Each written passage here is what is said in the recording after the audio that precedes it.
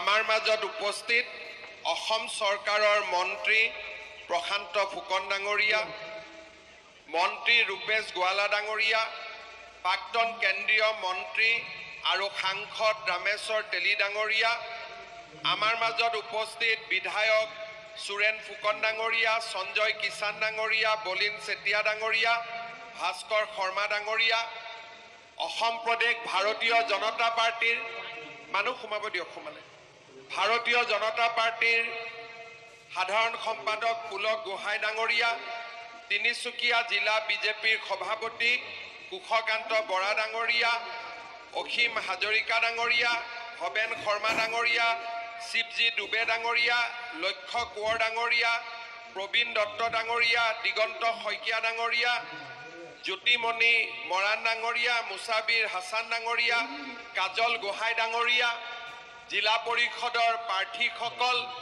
আই মাতৃসকল, যুৱক যুৱতী, বন্ধু বান্ধৱীসকল আৰু মোৰ সেৱাৰ থলী ৰাইজ, আমাৰ ৰাজ্যত অহা 2 মে তাৰিখে পঞ্চায়ত ইলেকশ্যন অনুষ্ঠিত হ'ব। অসমত প্ৰত্যেক 5 বছৰে পঞ্চায়ত ইলেকশ্যন অনুষ্ঠিত হয় আৰু এইবাৰো 5 বছৰৰ মূৰত আমি পঞ্চায়ত নিৰ্বাচন অনুষ্ঠিত কৰিবলৈ গৈ আছোঁ। প্ৰত্যেকবাৰেই গাঁও সভাৰ সদস্য, পঞ্চায়তৰ সভাপতি, আঞ্চলিক সদস্য, জিলা পৰিষদৰ সদস্য দলীয় মনোনয়নত আমি নিৰ্বাচনত প্ৰতিদ্বন্দ্বিতা কৰোঁ। গাঁৱত যাতে আমি বহুত বেছি ৰাজনীতি কৰিব নালাগে, গাঁৱৰ মানুহ যাতে আমি একেলগে থাকিব পাৰোঁ, সেইবাবে এইবাৰ চৰকাৰে ৱাৰ্ড মেম্বাৰত আমি কোনো দলীয় টিকট দিয়াৰ ব্যৱস্থা কৰা নাই আৰু পঞ্চায়তৰ সভাপতিও গাঁও সভাৰ সদস্যসকলে নিৰ্বাচনৰ পিছত তেওঁলোকে নিৰ্বাচন কৰি ল'ব আৰু পঞ্চায়তৰ সভাপতি পৰ্যায়লৈকে আমি ৰাজনৈতিকভাৱে কোনো ব্যক্তিকে টিকট দিয়া নাই। সকলোকে গাঁৱৰ ৰাইজে যাক ভাল পায় তাকে ধুনীয়াকৈ নিৰ্বাচন কৰক, তাৰ আমি ব্যৱস্থা কৰিছোঁ। কিন্তু আঞ্চলিক পঞ্চায়ত আৰু জিলা পৰিষদত আমি দলীয় মনোনয়ন দিছোঁ আৰু সকলো ৰাজনৈতিক দলেই আঞ্চলিক পঞ্চায়ত আৰু জিলা পৰিষদত দলীয় মনোনীত প্ৰাৰ্থী প্ৰদান কৰিছে। এইবাৰ নিৰ্বাচনত তিনিচুকীয়া জিলাৰ প্ৰত্যেকখন জিলা পৰিষদ আৰু প্ৰত্যেকখন আঞ্চলিক পঞ্চায়তত ভাৰতীয় জনতা পাৰ্টি আৰু অসম গণ পৰিষদ দলে একেলগ হৈ আমি নিৰ্বাচনত প্ৰতিদ্বন্দ্বিতা কৰিছোঁ। সেয়ে এইবাৰ মেচিনতো ভোট নহয়, বেলট পেপাৰত ভোট হ'ব। মই আপোনালোকক অনুৰোধ কৰিম, য'তেই পদুম দেখা পায় আৰু য'ত পদুম নাথাকে তাত হাতীৰ ছবি থাকিব, হাতী নহ'লে পদুম চিনত আপোনালোকে যেন আমাক ভোট দিয়ে, নৰেন্দ্ৰ মোদী ডাঙৰীয়াৰ হাত শক্তিশালী কৰে, আমাৰ হাত শক্তিশালী কৰে। তিনিচুকীয়া জিলাত আমি যাতে আগৰ দৰেই আপোনালোকৰ সমৰ্থন পাওঁ, আপোনালোকৰ সহযোগিতা পাওঁ, তাৰ বাবে মই আপোনালোকক অনুৰোধ কৰিবলৈ আজি ডিগবৈ সমষ্টিৰ এই সভাত উপস্থিত হৈছোঁ। শ্ৰদ্ধাৰ ৰাইজ, আপোনালোকে জানে 2014 চনত নৰেন্দ্ৰ মোদী ডাঙৰীয়া প্ৰধানমন্ত্ৰী, 2016 চনত বিজেপিৰ প্ৰথম চৰকাৰ, 2021 চনত বিজেপিৰ দ্বিতীয় চৰকাৰ। আমি যোৱা 5টা বছৰে কোভিডৰ সময়ত কোভিডৰ লগত ৰাইজৰ ওচৰত থাকি সেৱা কৰা আৰু 2021ৰ পিছত অসমৰ চাৰিওফালে উন্নয়ন আৰু প্ৰগতিৰ আমি এক নতুন পৰিৱেশ নিৰ্মাণ কৰিবলৈ সক্ষম হৈছোঁ। মই মুখ্যমন্ত্ৰীৰ দায়িত্ব 2021 চনৰ 10 মে তাৰিখে লৈছিলোঁ আৰু অহা 10 মে তাৰিখে মুখ্যমন্ত্ৰী হিচাপে মই 4টা বছৰ সম্পূৰ্ণ কৰিম। এই 4টা বছৰত আপোনালোকে দেখা পাইছে আমাৰ ৰাজ্যত শান্তি আহিলে, সন্ত্ৰাসবাদৰ উগ্ৰপন্থীসকল প্ৰায়বিলাকেই আলোচনাৰ মেজলৈ উভতি আহিলে, ৰাজ্যত চাৰিওফালে আন্দোলন বিবৰ্জিত পৰিৱেশ সৃষ্টি হ'ল, শিক্ষা, সংস্কৃতি, ক্ৰীড়া আৰু আমাৰ ৰাজ্যখন প্ৰগতি আৰু উন্নয়নৰ এক নতুন দিগন্তলৈ ঢাপলি মেলিলে।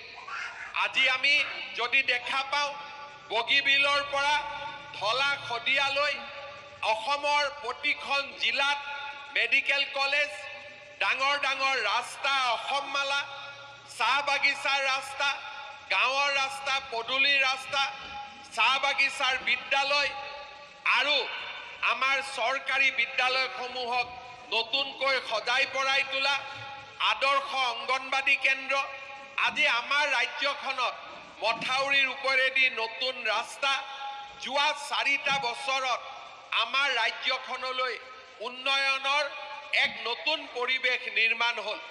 যোৱা কেইটামান দিন আগতে আমি আমাৰ গুৱাহাটীত এডভান্টেজ আছাম আমি সন্মিলন আয়োজন কৰিছিলোঁ। অসমত শান্তিৰ পৰিৱেশ, অসমত এতিয়া উন্নয়নৰ পৰিৱেশ, ভাৰতৰ গোটেই উদ্যোগপতিসকলে আহি অসমত 5 লাখ কোটি টকাতকৈও বেছি বিনিয়োগ কৰাৰ বাবে তেওঁলোকে প্ৰতিশ্ৰুতি দি থৈ গ'ল। আজি আপোনালোকে চিন্তা কৰক, তিনিচুকীয়া, ডিব্ৰুগড় জিলাৰ কিমান ল'ৰা ছোৱালী মাত্ৰ 7,000, 8,000 টকাৰ কাৰণে অন্ধ্ৰপ্ৰদেশ, কৰ্ণাটকত গৈ কাম কৰে, তামিলনাডুত গৈ কাম কৰে, দিল্লীত কাম কৰে। মোৰ লক্ষ্য হ'ল অসমত যদি এবাৰ আমি উদ্যোগ প্ৰতিষ্ঠা কৰিব পাৰোঁ, উদ্যোগীকৰণৰ পৰিৱেশ নিৰ্মাণ কৰিব পাৰোঁ, এই গোটেইবোৰ ল'ৰা ছোৱালীক অন্ধ্ৰপ্ৰদেশ, কৰ্ণাটক, তামিলনাডুৰ পৰা আমি লৈ আহি অসমতে চাকৰি দিব পাৰিম। মাকৰ পেটৰ ল'ৰা আমি মাকৰ ওচৰলৈকে উভতাই লৈ আহিব পাৰিম। আজি যিবিলাক ল'ৰা বাহিৰত থাকে, কোনোবা এজন ল'ৰাৰ যদি কিবা কাৰণত মৃত্যু হয়, মৃত দেহটোৱেও মাক বাপেকে চাব নোৱাৰে। কিমান টকাত চাকৰি কৰিব যায়, সিকিউৰিটি গাৰ্ডৰ কাম কৰিব যায়, 8,000, 7,000 টকা দৰমহা। কিন্তু অসমতে যদি আমি উদ্যোগ নিৰ্মাণ কৰিব পাৰোঁ, অসমতে যদি এই 5 লাখ কোটি টকাৰ বিনিয়োগ আমি আনিব পাৰোঁ, আপোনালোকে চিন্তা কৰক, আমাৰ ল'ৰা ছোৱালী 1 লাখ টকাৰ চাকৰি কৰিবৰ কাৰণে বাহিৰত যাওক, আপত্তি নাই। কিন্তু 7,000, 8,000 টকাৰ চাকৰিৰ কাৰণে বাহিৰত যোৱাৰ প্ৰয়োজন নহ'ব। ঘৰৰ ল'ৰা ঘৰতে থাকি চাকৰি কৰিব পাৰিব। আজি তেনেকুৱা দিশলৈ আমি গতি কৰিছোঁ। আজি আমাৰ ৰাজ্যত চৰকাৰী চাকৰিৰ বাবে টকা পইচা দিব নালাগে। আজি আমাৰ গোটেই ৰাজ্যখনতে পঢ়া শুনাৰ পৰিৱেশ নিৰ্মাণ হৈছে, অসংখ্য চৰকাৰী আঁচনি আহিছে আৰু প্ৰথমবাৰৰ বাবে আমাৰ ৰাজ্যত হত্যা, হিংসা, আন্দোলন এই পৰিৱেশক আমি পিছুৱাই পেলাই আজি এখন নতুন অসম নিৰ্মাণৰ দিশত আজি আমি আগবাঢ়িছোঁ। শ্ৰদ্ধাৰ ৰাইজ, আপোনালোকে মনত পেলাওক, 2014 চনৰ আগতে অসমত কংগ্ৰেছৰ চৰকাৰ আছিলে। কংগ্ৰেছৰ চৰকাৰৰ দিনত ধলা শদিয়াৰ দলং হৈছিলে, বগীবিলৰ দলং হৈছিলে, ৰাস্তা ঘাট হৈছিলে, মেডিকেল কলেজ হৈছিলে, একো হোৱা নাছিলে। কংগ্ৰেছৰ এটাই আঁচনি আছিলে, লুঙি, ধুতি, আঁঠুৱা আৰু সূতা। লুঙিৰ বাদে কংগ্ৰেছে একোৱেই চিনি পোৱা নাছিলে। আজি কংগ্ৰেছে আমাক কয় আমাক ভোট দিব লাগে। কিয় কংগ্ৰেছক ভোট দিব লাগে? কাৰণ আকৌ আমি লুঙিৰ কাৰণে যাতে লাইন পাতিব লাগে, আকৌ যাতে সূতাৰ কাৰণে লাইন পাতিব লাগে, আকৌ আঁঠুৱাৰ কাৰণে লাইন পাতিব লাগে। আজি আমি সেই দিনবিলাক পিছ পেলালো। কংগ্ৰেছৰ আঁচনি আছিলে লুঙি, আমাৰ আঁচনি হ'ল অৰুণোদয়। কংগ্ৰেছৰ আঁচনি আছিলে সূতা, আমাৰ আঁচনি হ'ল কলেজত বিনামূলীয়া নামভৰ্তি। কংগ্ৰেছৰ আঁচনি আছিলে আঁঠুৱা, আমাৰ আঁচনি হ'ল মহিলা উদ্যমিতা। কংগ্ৰেছৰ আঁচনি আছিলে কম্বল, আমাৰ আঁচনি হ'ল নিযুত মইনা। এইটো হৈছে অসমৰ পৰিৱেশ। শ্ৰদ্ধা ৰাইজ, কংগ্ৰেছীবিলাকে ভোট খুজিব আহোঁতে মই মাজে মাজে তেওঁলোকক কওঁ, যে তহঁতে হাতৰ চিম্বলটো বাদ দে, এবাৰ ইলেকশ্যনত লুঙিৰ চিম্বলত ভোট দিব খুজিব। কাৰণ কংগ্ৰেছ মানে হ'ল লুঙি, কংগ্ৰেছ মানে সূতা কম্বল ধুতি। তেওঁলোকে অসমত একোৱেই বুজি পোৱা নাছিল। আপোনালোকে মনত পেলাওক, কংগ্ৰেছৰ দিনত অংগনবাদী চাকৰি এটাৰ কাৰণে 1 লাখ টকালৈকে ঘোষ দিব লাগিছিল। চৰকাৰী চাকৰিৰ কাৰণে 5 লাখ 6 লাখ। ৰাকেশ পাল এটাইটোৱে হাতীৰ দৰে কিমান টকা খালে কোনেও হিচাপ উলিয়াব নোৱাৰে। চৰকাৰী চাকৰিৰ নামত ইমান টকা খালে। মোৰ দিনত মই 1.5 লাখ চাকৰি দিলোঁ। 1 লাখ টকাকৈ যদি ললোহেঁতেন মোৰ ঘৰত 15,000 কোটি টকা জমা হ'লহেঁতেন। আপোনালোকে হিচাপ কৰিব। আৰু চৰকাৰী চাকৰিৰ কাৰণে 1 লাখ টকা দিয়াৰ মানুহৰ কম আছে নেকি? দিবনে নাই 1 লাখ টকা? যদি মই চাকৰি দিওঁ বুলি কয় 1 লাখ টকা দিবনে নাই? মুকু দিলেহেঁতেন। কিন্তু আমি আজি অসমৰ দুখীয়া মানুহৰ কাৰণে চিন্তা কৰিছো। আমি কৈছো আমাকতো টকা নালাগে আৰু যোনে টকা লয় তাকো আমি জেলত পঠাই দিম। আমি কাকো মাফ নকৰো। আমাৰ ল'ৰা ছোৱালীয়ে বিনা পইচাত চাকৰি পাব লাগিব। আজি অসমত চাওঁতে 1.5 লাখ ল'ৰা ছোৱালীয়ে বিনা পইচাত চাকৰি পালে। মানুহে এতিয়া ভাবে যে পঢ়িলে চাকৰি পাম। আগতে মানুহে ভাবিছিল পঢ়া শুনা কৰিব নালাগে, মাটি বাৰী বিক্ৰী কৰি কাবাক ঘোষ দিম আমি চাকৰি পাম। আজি আমি অসমৰ পৰিৱেশৰ পৰিৱৰ্তন কৰিলো। আজি আমাৰ অসমত লাহে লাহে যিমানবিলাক বেয়া কথা আছিলে সেই গোটেইবোৰ লাহে লাহে পিছ পৰিছে। আজি আমি এখন নতুন অসম নিৰ্মাণৰ দিশত আগবাঢ়িছো। এতিয়া কংগ্ৰেছে এছেম্বলিটো কয় যে চৰকাৰে অৰুণোদয় আঁচনি কিয় দিব লাগে। তেওঁলোকে মোক গালি পাৰি থাকে যে হিমন্ত বিশ্ব শৰ্মাই অৰুণোদয় কিয় দিয়ে। আৰে মই অৰুণোদয় নিদি ধুতি লুঙি দিলে হ'ল। এতিয়া অৰুণোদয় ভাল নে ধুতি লুঙি ভাল? আপোনালোকে কওক কোনটো ভাল? অৰুণোদয় ভাল নে ধুতি লুঙি ভাল? এতিয়া আমি কি কৰিছো, কংগ্ৰেছক মই বিধানসভাত কৈছো যে ধুতি লুঙি দিয়াত কৰি আজি আমি অৰুণোদয় আঁচনি, আপোনালোকে চাব যাৰ অৰুণোদয় ঘৰত ফৰ্ম নাহে সিয়ে টিভিক মাতি আনি কান্দে যে আমাক অৰুণোদয় দিয়া নাই। কিয় দিয়া নাই? তাৰমানে অৰুণোদয়টো ভাল আঁচনিৰ কাৰণেহে তেওঁলোকে দুখ প্ৰকাশ কৰে নাপালে। যদি অৰুণোদয় বেয়া হ'লহেঁতেন নাপালেওতো কোনেও গুৰুত্ব নিদিলেহেঁতেন। কিন্তু আজি যদি কাৰোবাৰ ঘৰত অৰুণোদয় নাথাকে সি লগে লগে আপত্তি কৰে যে মামা মই অৰুণোদয় নাপালো, আমি অৰুণোদয় পোৱা নাই, এবাৰ আমি ভোট নিদিওঁ। এনেকে কয় নে নকয়? তাৰমানে সকলোকে অৰুণোদয় লাগে। যদি অৰুণোদয় বেয়া হ'লহেঁতেন অৰুণোদয় কোনোবাই বিচাৰিলেহেঁতেন নেকি? যোৱা যেতিয়া 2019ত আমি অৰুণোদয় আৰম্ভ কৰিছিলো 830 টকা আছিলে। আমাৰ ডিগবৈ সমষ্টিত 16,000 পৰিয়ালক আমি দিছিলো। চাওঁতে চাওঁতে ডিগবৈ, তিনিচুকীয়া, মাৰ্ঘেৰিটা, শদিয়া, ডুমডুমা, মাকুম এতিয়া আমাৰ 22,000কৈ পৰিয়ালে অৰুণোদয় পাই আছে। ফৰ্ম ফিল আপ হৈছে জুন মাহত। যিমানে ফৰ্ম ফিল আপ কৰিছে আমি এই প্ৰতিটো সমষ্টিতে 40,000কৈ পৰিয়ালক আমি অৰুণোদয় আঁচনি দিবৰ বাবে গৈ আছো। মোক আমাৰ MLA সকলে কৈছে যে নহয় 40,000 দিয়াৰ পিছতো আৰু কিছুমান মহিলা আছে যোনে অৰুণোদয় ফৰ্ম পোৱা নাই, অৰুণোদয় পোৱা নাই। মই আমাৰ MLA সকলক কৈছো যে এইবাৰ ইলেকশ্যনত যেতিয়া আমাৰ মেম্বাৰসকল গাঁৱত যাব, আঞ্চলিক পঞ্চায়তৰ সদস্য গাঁৱত যাব, গাঁৱত যিবিলাক দুখীয়া মানুহে এতিয়াও অৰুণোদয় পোৱা নাই, কোনোবা দুখীয়া হ'ব পাৰে, বিধৱা হ'ব পাৰে, কোনোবা নিৰাশ্ৰয়ী হ'ব পাৰে, তেওঁলোকৰ নাম লিখি লৈ আনিব। 40,000টো দিছোৱেই। ডিগবৈ, মাৰ্ঘেৰিটা, শদিয়া, ডুমডুমা, মাকুম সমষ্টিত আমি আৰু 4,000 মানুহ পৰিয়ালক অৰুণোদয় দি দিম, যাতে কোনেও অৰুণোদয় নোপোৱাকৈ নাথাকে। সকলো দুখীয়া পৰিয়ালে যাতে অৰুণোদয় পাব পাৰে। আজি আমি এটাই মোৰ মনত চিন্তা, যাতে দুখীয়া মানুহে কতো কষ্ট পাব নালাগে। কলেজত আমি বিনামূলীয়া নামভৰ্তি দিওঁ, কিন্তু তাতো গাঁওবুঢ়াৰ চাৰ্টিফিকেট লাগে, মৌজাদাৰৰ চাৰ্টিফিকেট লাগে, মানুহৰ কষ্ট হয়। এইবাৰ মই কলেজৰ প্ৰিন্সিপালবিলাকক কৈছো কাৰো ইনকাম চাৰ্টিফিকেট নুখুধিব, ৰেচন কাৰ্ডখন দেখুৱালে সেইটোৱে ইনকাম চাৰ্টিফিকেট হৈ যাব আৰু বেলেগ কৰি আমাক একো ইনকাম চাৰ্টিফিকেট নালাগে। কোনো পঞ্চায়তৰো চহী নালাগে, গাঁওবুঢ়াৰো চহী নালাগে, ৰেচন কাৰ্ডখন দেখুৱাব, বিনামূলীয়া এডমিশ্যন হৈ যাব। যোৱাবাৰ মই আপোনালোকক কৈছিলো যে এইবাৰ লোকসভা ইলেকশ্যনৰ পিছত আমি আপোনালোকৰ ঘৰবিলাক জিঅ' টেগিং কৰিম। কেনেকৈ জিঅ' টেগিং কৰিম? আমি জীৱিকা সখী আত্মসহায়ক গোটেদি জিঅ' টেগিং কৰিম। আৰু কোনোবাই যদি আমাক জিঅ' টেগিং কৰি নিদিয়ে, নিজৰ জিঅ' টেগিং আমি নিজেও কৰিব পাৰিম। যোৱা মাহত আপোনালোকৰ ঘৰবিলাকৰ জিঅ' টেগিং হ'লনে নাই? ধুনীয়া কৰি হ'লনে নাই? আগতেতো জিঅ' টেগিঙৰ নামত পইচা দিব লাগিছিল, এইবাৰ দিব লাগিলে নেকি? সঁচা কথা কওক, কৰবাক চাহ একাপ খুৱাইছে বেলেগ কথা, পইচা দিবলগীয়া হৈছে নেকি এইবাৰ? এতিয়া যিসকলৰ জিঅ' টেগিং হোৱা নাই, আৰু এটা সুবিধা ওলাব যে নিজৰ জিঅ' টেগিং আপোনালোকে নিজেও কৰি দিব পাৰিব। তাৰো ব্যৱস্থা মই ইলেকশ্যনৰ পিছতে কৰি দিম, যাতে কোনো দুখীয়া মানুহে বাগানৰ হওক গাঁৱৰ হওক কোনো দুখীয়া মানুহ যাতে ঘৰৰ পৰা বঞ্চিত হ'ব নালাগে। শ্ৰদ্ধাৰ ৰাইজ, এইবাৰ এপ্ৰিল মাহৰ পৰা ইলেক্ট্ৰিচিটিৰ দাম আমি 1 টকা প্ৰতি ইউনিটত কমাই দিছোঁ। এই মাহত যেতিয়া ইলেক্ট্ৰিচিটিৰ বিল আহিব, আগতকৈ আপোনালোকৰ কম আহিব।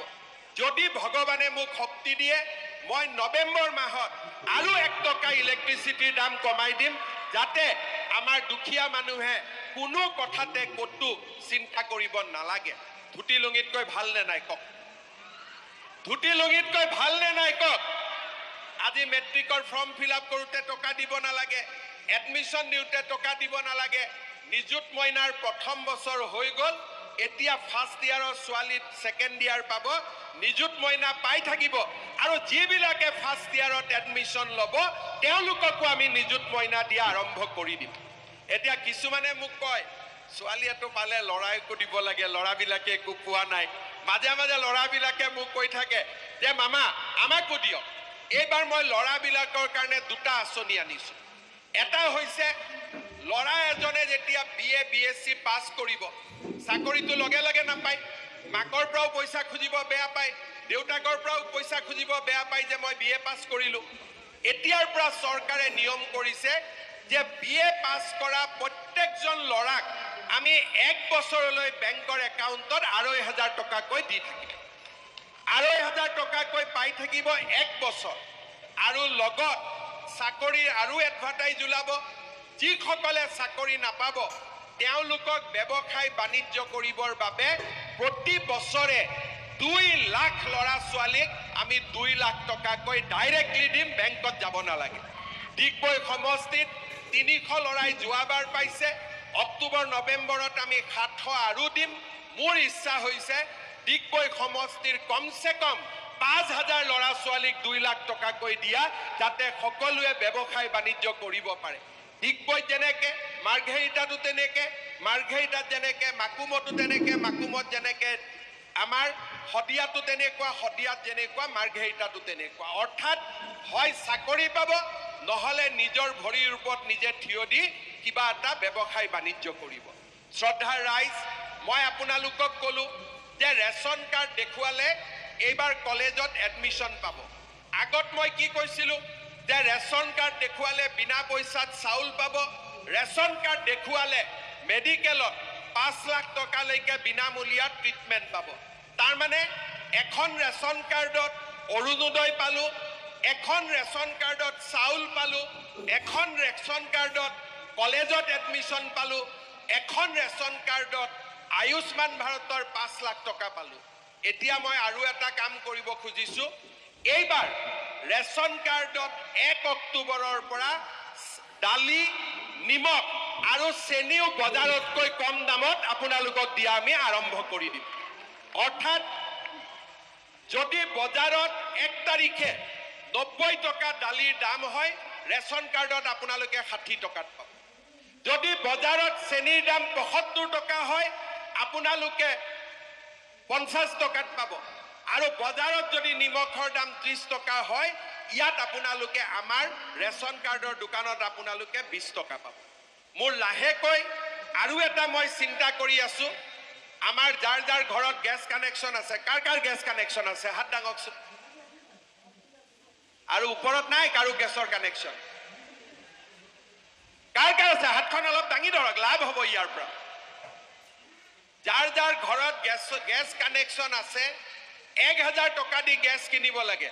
এতিয়া মই চাই আছোঁ যে অসমত গেছৰ দামটো 1000 পৰা ডাইৰেক্ট 700 টকা কৰি দিব পাৰি নেকি, যাতে গেছৰ দামো আমি 300 টকা কমাই দিব পাৰো। এই গোটেইবিলাক কাম কোনে কৰিব পাৰিছে?